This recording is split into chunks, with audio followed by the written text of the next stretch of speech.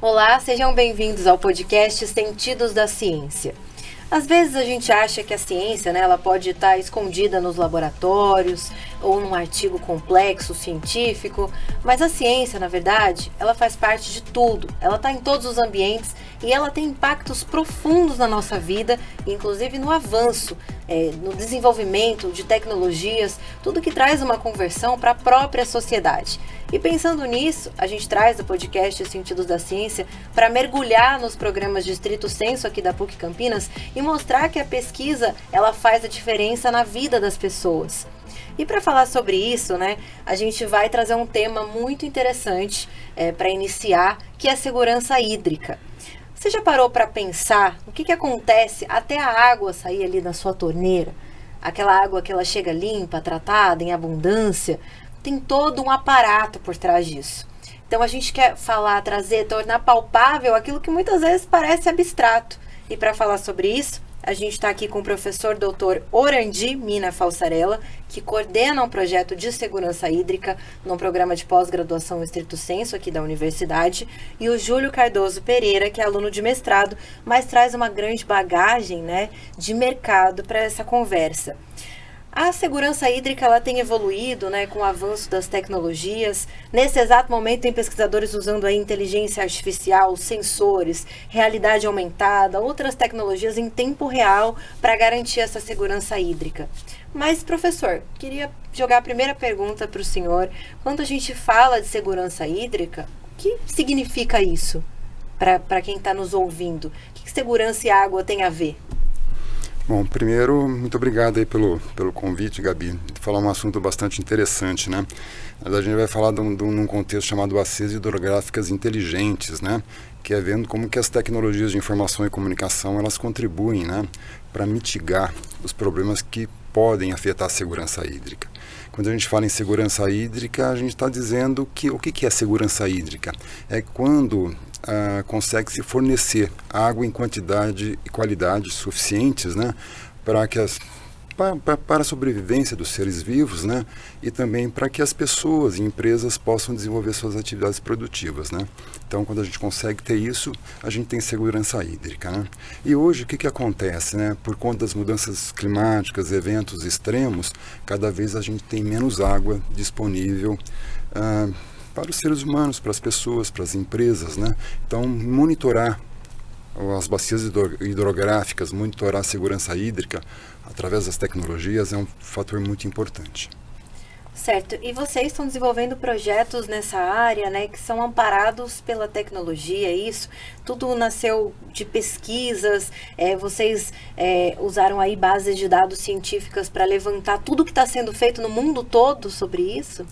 Sim, é um projeto, como eu falei, ele chama-se Bacias Hidrográficas Inteligentes, Vem do contexto da terminologia de cidades inteligentes, também bastante explorado na literatura científica, e é um projeto financiado pela Fundação de Amparo à Pesquisa do Estado de São Paulo, a FAPESP, no edital de políticas públicas, que é muito importante, onde ele tenta unir ciência, descoberta de novos conhecimentos e sociedade. Tá certo? É esse o propósito do edital.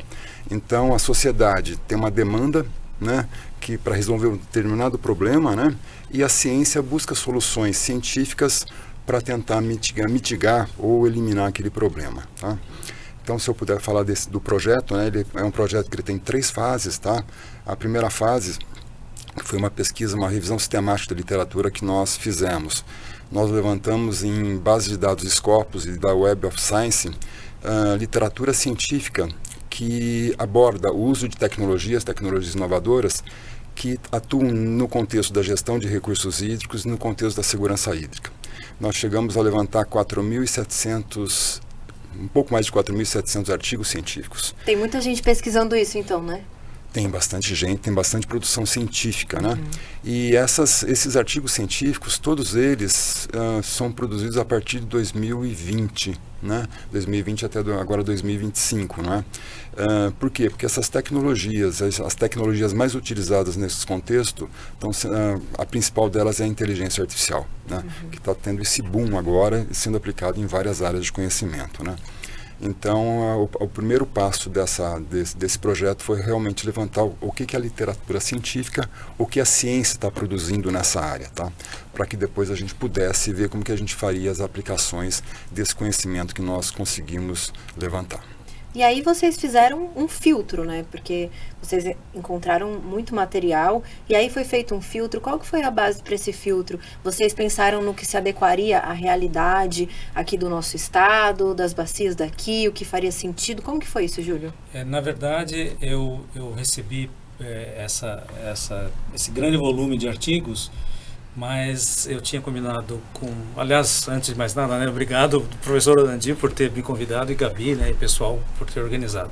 Mas o fato é que eu recebi essa quantidade muito grande de artigos, e eu tinha combinado com o professor, que é o meu orientador, que é o Diego Conte, para que eu ia fazer um trabalho eminentemente prático. E, na verdade, considerando que eu já trabalhei com a parte de tecnologia, Big Data, né, nessa área, eu falei para ele que o ideal seria a gente tentar fazer uma aplicação prática de fazer essa coleta de informação usando essa tecnologia, sensor, usando satélite e eventualmente criar um ambiente onde a gente pudesse analisar esses dados.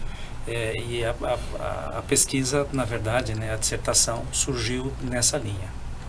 Certo, mas quando vocês falam em aplicação prática, então, só para quem está nos ouvindo, então primeiro vocês fizeram essa busca, vocês conseguiram todos esses artigos, essas produções científicas, filtraram o que fazia sentido, e aí como é que foi esse pulo do que vocês encontraram para as possíveis aplicações práticas e que aplicações são essas? Quer que eu responda?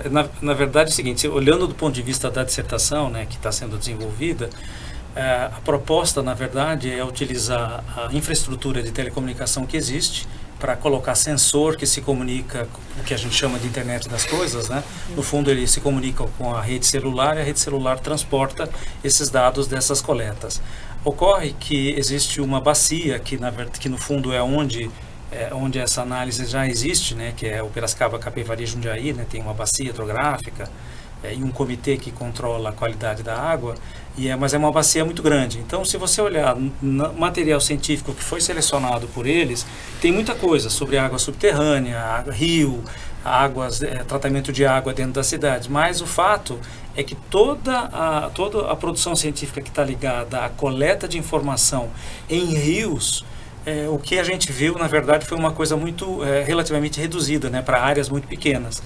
E o que a gente quer fazer justamente é usar essa vasta área que tem aqui no Brasil e utilizar essa tecnologia e expandir isso para que a gente possa fazer essa coleta.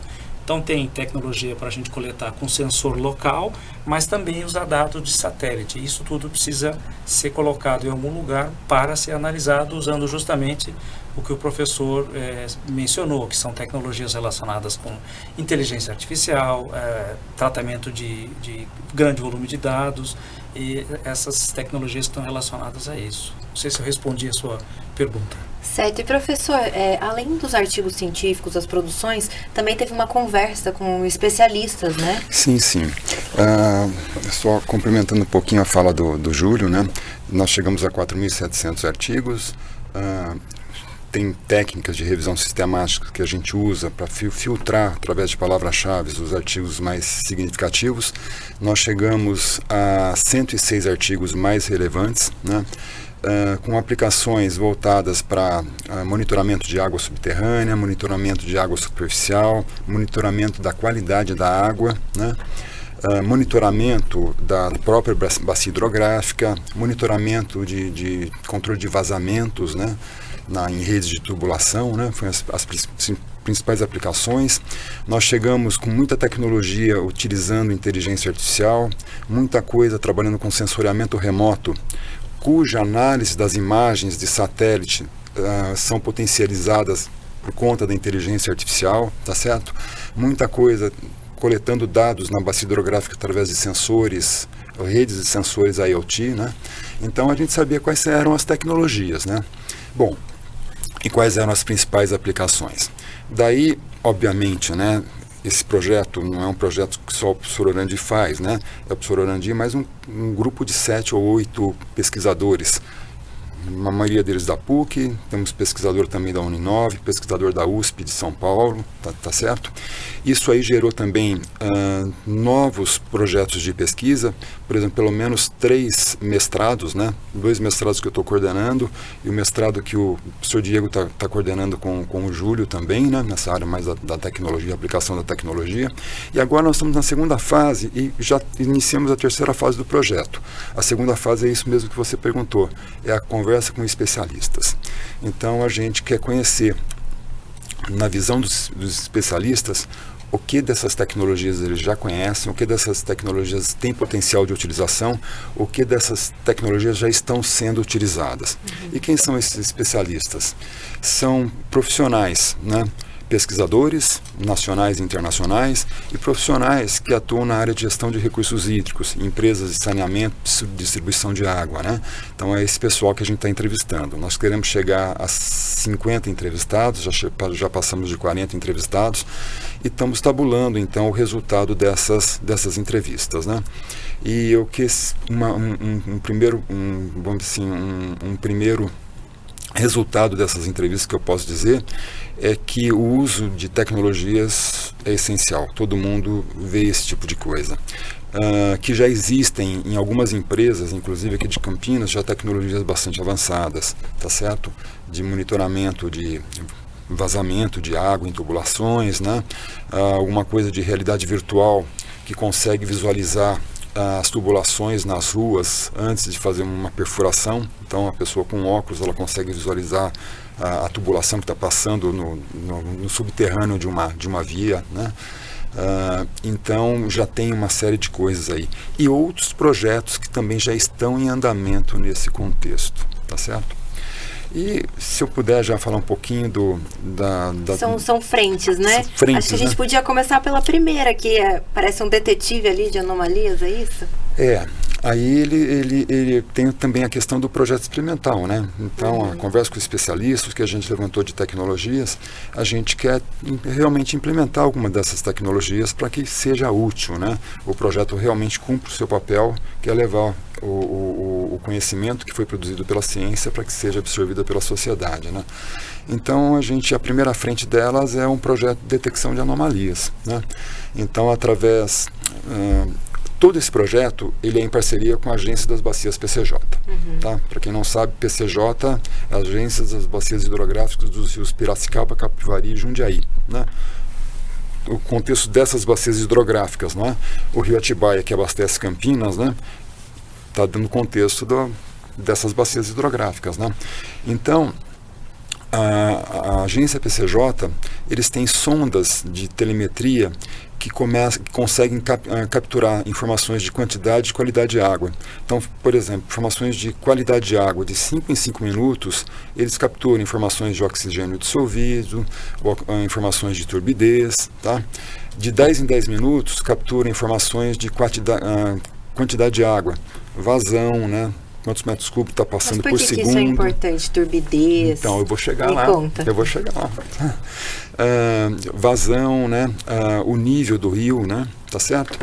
Então, com isso aí, com esse volume de dados que eles já possuem, a gente consegue trabalhar com técnicas de machine learning, tá? Que aprende sobre o volume de dados e eles conseguem detectar anomalias, tá? Então, por exemplo, o rio está em um determinado nível, de uma hora para outra ele diminui o nível. Ou de uma hora para outra ele sobe rapidamente o nível, tá? Ou de uma hora para outra o oxigênio dissolvido na água estava com um percentual ok, tá? Daqui a pouco ele tende a 0. Então, quer dizer, houve uma sujeira, assim, a qualidade da água diminuiu consideravelmente, tá? E aí a gente consegue, com essas aplicações de inteligência artificial, fazer comparações entre quantidade e qualidade de água. Posso dar um exemplo, né? Imagina só, agora estamos entrando numa época de bastante seca, né? Sabe? Então a tendência é não chover, sabe? E fica por muito tempo sem chover. Então vai acumulando sujeira, pó, sabe? Nos leitos dos rios, na bacia hidrográfica como um todo. Daqui a pouco dá uma chuva torrencial e muito forte de uma vez, assim, muitos milímetros de uma vez só. O que vai acontecer com essa água? Rapidamente ela pega, escorre, leva toda essa sujeira para o leito do rio e aí dá um problema de turbidez e dá um aumento rapidamente do nível do rio. Tá? Mas é uma água que uma água totalmente suja. Né? O sistema consegue detectar essa anomalia e pode gerar um alerta. Tá? Se por um acaso a justante eu tiver um ponto de captação de água de uma cidade, ela pode ser alertada e dizer assim, olha, por favor, interrompa a captação de água até essa água suja, imprópria, passar. Porque senão você vai ter problema de danificar bombas, problemas de eventualmente ter que gastar muito mais produto para purificar a água e coisas do tipo. Esse é um dos exemplos, tá? Mas tem outros também que a gente pode estar colocando. Por exemplo, essa questão do oxigênio dissolvido, que parece uma coisa muito etérea, se não tiver oxigênio, os peixes vão morrer. Então, isso também é importante. E turbidez é algo meio claro para a gente, né? Ninguém quer tomar uma água que seja suja. Então, essas questões são todas muito importantes do ponto de vista de o que você tem que tratar mais ou menos, ou suspender as bombas. São essas ações que precisam ser feitas preemptivamente. É isso que, na verdade, está por trás dessas análises todas. E tem mais um ponto importante, né, que, no fundo, está relacionado com microplástico, né? Então, tem tecnologias que a gente também está estudando justamente para identificar a questão de microplástico que está na água, né, que é um problema grave de poluição hoje em dia. Então, tem mais esse ponto importante aí que a gente pode também entender a qualidade da água. E aí essas análises, elas acontecem em tempo real? Essas análises, a ideia, se a gente conseguir colocar a infraestrutura que já existe, por exemplo, no comitê lá do PCJ, como o professor falou, tem coleta de dados de 5 em 5 minutos, 10 em 10 minutos, dependendo da sonda. Mas a ideia é que a análise ocorra em tempo real. E esse trabalho que eu estou fazendo, ele está justamente relacionado em criar uma infraestrutura para ajudar na análise em tempo real. Porque se você parar para pensar, a quantidade de dados que é coletada, considerando que as bacias elas têm uma área muito grande, é muito dado. Então a gente precisa ter justamente a tecnologia e infraestrutura para suportar essas análises. É isso isso em particular que está no meu trabalho. E no caso isso mitiga muitas consequências graves, então, né, para a população. Sim, à medida que você tem o domínio ali da informação previamente, né? A ideia, na verdade, é diminuir o tempo de latência no processo decisório, tá? Acho que essa é a grande questão, né? Por exemplo, hoje você não tem tecnologia para vamos dizer assim, automaticamente conseguir ter o índice de qualidade de água, calcular o índice de qualidade de água, porque são muitos parâmetros, tá? Além de turbidez, oxigênio dissolvido e coisas do tipo, tá? Mas ela consegue pegar alguns parâmetros, tá? Então ela pode gerar alertas, né? Por exemplo, um outro exemplo que eu posso dar, né? O nível do rio se mantém o mesmo, tá? Não teve chuva, nada, ele está baixo ou ele está alto, mas ele se mantém o mesmo nível. Só que de uma hora para outra o oxigênio dissolvido tende a zero. O que pode ter acontecido? Algum despejo indevido no curso de água. Então, a hora que aquela água passar por aquela sonda, que capturar aquela informação nos próximos 5 minutos, pode alertar, olha, o nível se mantém o mesmo, mas o oxigênio foi lá para baixo, a turbidez piorou consideravelmente. Ou não piorou, sabe? Isso aí gera um alerta, alguém pode rapidamente receber esse alerta numa sala de situação, onde eles monitoram a bacia, né? E mandar uma equipe lá para ver se houve um despejo indevido e tomar as providências com mais rapidez do que esperar acontecer a mortandade de peixe, se alastrar e coisas do tipo, tá? Então essas tecnologias, na realidade, elas estão sendo usadas para auxiliar no monitoramento, né, e gerar alertas, né? Isso acho que é uma parte mais interessante, não é isso? Muito interessante. Quer ver uma outra coisa também, que é um segundo projeto que a gente está desenvolvendo, junto com o pessoal da equipe de comunicação da agência PCJ, né? Tem 70 e poucas cidades que fazem parte das bacias PCJ, tá certo? E muita coisa acontece na bacia, sabe? O rompimento de uma barragem, tá certo? Um caminhão que sofreu um acidente numa rodovia e despejou produtos contaminados que vão correr para o curso da água, tá certo? Né? E às vezes eles não ficam sabendo que isso aconteceu. O espaço territorial é grande, tá certo? Mas existem os portais digitais dessas cidades, tá certo? Que noticiam coisas. Olha, aconteceu tal coisa, aconteceu um acidente aqui, olha, tal barragem não sei o quê, olha, a represa daquela cidade está diminuindo o nível, tem que fazer contenção de consumo, né? E tal. Puxa, eles têm uma estrutura de monitoramento manual, eles entram nesses portais diariamente, vão vendo notícia por notícia, leem a notícia. Gente, nós estamos colocando uma técnica de busca de notícia totalmente automática, com inteligência artificial. Ela vai lá, lê automaticamente as notícias na periodicidade que a gente determinar, tá certo? E ela identifica no texto vulnerabilidades, tá certo?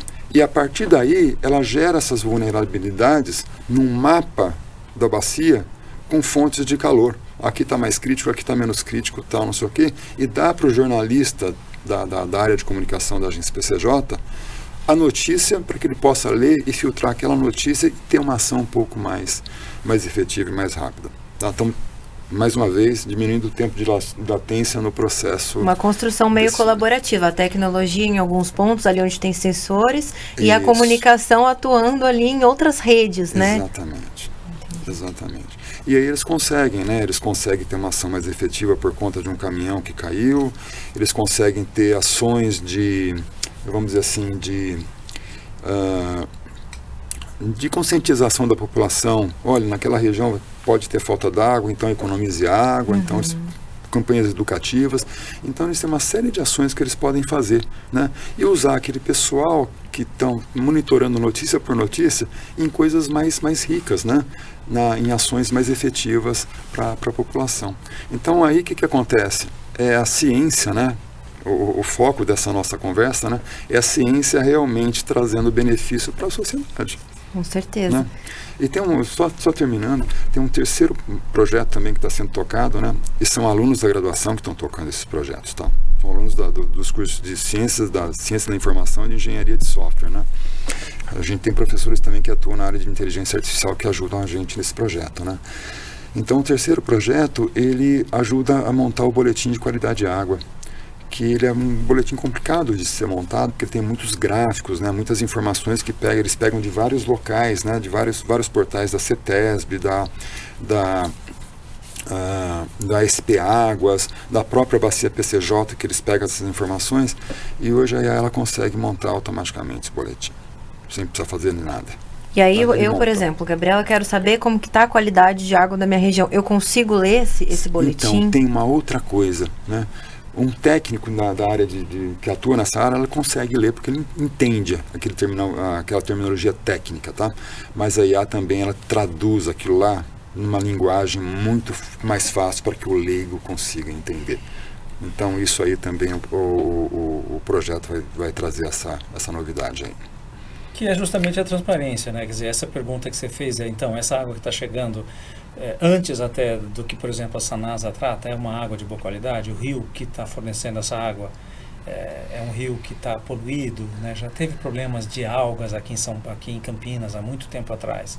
Então, na verdade, o fato é que o ideal é que a gente consiga entender antes quem poluiu, aonde está a poluição, se é possível fazer desvio de coleta de água para não deixar as pessoas sem água. Então vocês estão atuando em frentes diferentes, né? Tanto observando o que já existe, o que é aplicado, o que pode ser melhorado. Tem a parte tecnológica, tem essa questão da democratização da informação para o cidadão. Então é algo bem completo em termos de conversão para a sociedade, né, professor? Sem dúvida. É uma aplicação muito, muito interessante, né? E que nos deixa assim bastante felizes em poder estar trabalhando, né? Uma que você está envolvendo com várias pessoas, né? Vários colegas meus estão participando, vários alunos, né? E o pessoal bastante motivado, né? A própria agência das bacias PCJ também, vendo os resultados também, sabe? É uma coisa que nos motiva bastante, sabe? E como que universidade, poder público, sentados juntos na mesa para debater o que pode ser melhorado? Quer dizer, tem a experiência de quem está ali no dia a dia, como a Bacias PCJ, os programas de pós-graduação voltados para isso. É interessante pensar no futuro da água, numa união de saberes entre universidade, empresa, poder público, políticas públicas que podem vir a partir disso? Qual que é a visão de vocês? Olha, eu acho que tudo isso aí tinha que estar integrado, sabe? Para mim, produzir ciência, e a ciência, o resultado daquela produção científica, aquele conhecimento gerado, ficar engavetado no meio digital, que é uma dissertação ou é uma tese, para alguém ler, para mim não faz mais sentido, sabe? Para mim faz sentido se aquele conhecimento ele virar inovação. E ele vira inovação, né, quando de fato aquele conhecimento é utilizado pela sociedade, começa a ser utilizado, sabe? Eu me lembro quando eu fiz o meu doutorado, eu tive 2 meses que eu fiquei lá em Berlim, na Alemanha, no centro de pesquisa Deutsche Telekom. E foi super interessante porque as pesquisas que eles desenvolviam lá, os doutorandos, que eles tinham doutorandos do mundo todo, eles tinham um case real, sabe? Era uma pesquisa, produção de novos conhecimentos num case real, que depois virava um serviço, virava alguma coisa no contexto da Deutsche Telekom, né? E a partir daí ele defendia a tese de doutorado dele, sabe? Então era uma coisa bem aplicada. Então esse projeto FAPESP, que a gente está participando juntos aqui, com esses vários colegas também, né? Ele tem esse perfil. A gente está gerando dissertações de mestrado, se a gente tivesse um doutorado, tese de doutorado, mas com resultado prático que vai ser absorvido pela sociedade. Acho que o caminho seria por aí, sabe? Na verdade, é exatamente isso. Assim, o que está sendo gerado, na verdade, pode ser utilizado, não vai ser imediato, não é nem eventualmente barato. Então, precisa de financiamento política pública para isso. Mas ele é totalmente viável e ele vai trazer transparência muito grande para a gente entender o que é que está acontecendo, não exatamente nas empresas de coleta que fazem o tratamento de água, mas na bacia inteira. Então, se você pensar do ponto de vista da escala do Brasil, esses rios são rios muito grandes, né? Existe uma quantidade grande de cidades que são impactadas. Então, isso é uma coisa muito importante e a cidade de São Paulo altamente tem uma população muito grande, uma concentração populacional grande e não tem tanta água assim. Então, é importante a gente entender isso. Existe uma oportunidade absurda em relação à aplicação de tecnologia que está mais barata, né, em particular infraestrutura, para que a gente possa fazer essa análise e dar transparência para todo mundo entender o que está acontecendo com a água que está chegando para a gente. E falando de futuro, essas mudanças climáticas, né, os eventos climáticos extremos, eles só estão aumentando. Então, cada vez mais as pesquisas vão fazer a diferença, né? Essas tecnologias, elas vão ser balizadores ali do que vem pela frente, até na contenção, na identificação de vulnerabilidades. É isso, né? Eu acho que a coisa é por aí mesmo, né? O uso da tecnologia acho que vai ser nesse contexto mesmo, sabe? Uma análise mais rápida, mais efetiva, né? Mais assertiva, a coleta de informação quase que em real time, né? Em tempo real, né? Tudo isso auxilia o processo decisório, né? Para que a decisão não seja mais tomada em intuição, mas sim baseada em informação, né? Acho que a coisa seria mais por aí mesmo. Assim, quer completar? Não, na verdade, o que acontece é que a gente precisa gerar métrica e informação para justamente quem toma conta, né, a governança desse processo todo. Porque para você justificar financiamento, seja de qualquer forma, você precisa de números, né? Contra números é muito difícil a gente ter argumento. Então, a gente precisa coletar essa informação, precisa gerar informação fidedigna para que a gente possa tomar ações em relação a ela. É isso. Gente, nosso papo passou rapidinho, porque foi muito interessante. Antes de encerrar, eu queria só pedir para vocês relacionarem aí esse impacto da ciência, né? Para os estudantes que nos ouvem, para os pesquisadores. Por que a gente sempre tem que pensar nessa como eu posso dizer, sair do abstrato para trazer de uma maneira palpável, de uma maneira material para as pessoas o impacto da ciência, da pesquisa e do quanto isso pode mudar tanto cursos de rio quanto a vida individual de cada um, que unidas as vidas, elas representam a sociedade como um todo, né?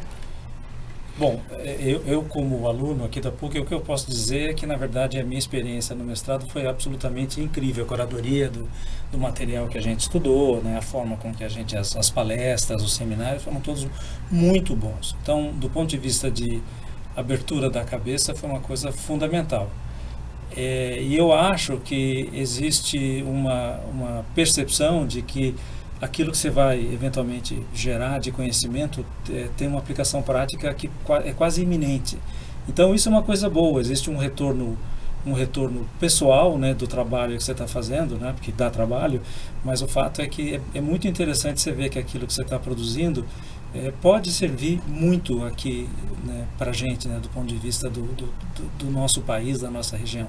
Então eu acho que isso é uma coisa muito boa, foge da parte totalmente... assim, a ciência prática nesse aspecto é uma coisa muito legal, muito mesmo. E a verdade é o seguinte, né? Talvez há uma falta de conhecimento, né? De que a ciência está presente em tudo, sabe?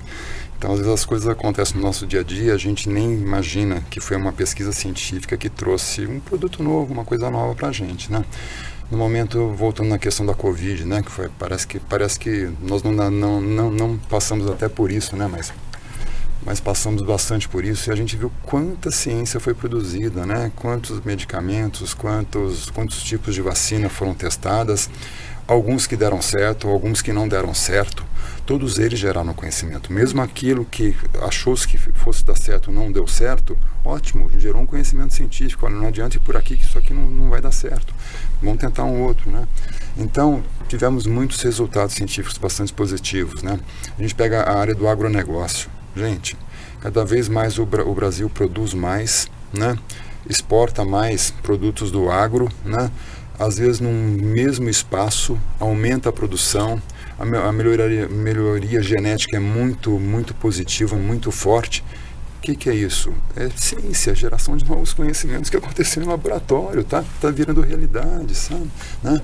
Então, em várias áreas a gente vê coisas novas que vão surgindo. Não saiu porque alguém tentou e fez, não, porque alguém está lá no laboratório, algum pesquisador foi lá, fez, testou, tal, tentou de uma forma ou de outra, tal, até que ele conseguiu um bom resultado, isso vira inovação e volta para a sociedade, sabe? Então, isso foi ao longo do tempo. Tá certo? E às vezes as pessoas, né, as pessoas mais leigas que não estão, e é óbvio que às vezes acontece isso, elas não sabem que a importância que a ciência tem, né? Tá certo? Com certeza. Muito obrigada. Eu acho que foi uma conversa muito enriquecedora, muito esclarecedora também. Eu acho que também é um alívio para as pessoas terem conhecimento de que a água está sendo bem cuidada, né? Tem pessoas preocupadas com isso, mentes brilhantes daqui, da PUC Campinas, de outras universidades, do poder público e mentes artificiais ajudando, né, nesse processo todo.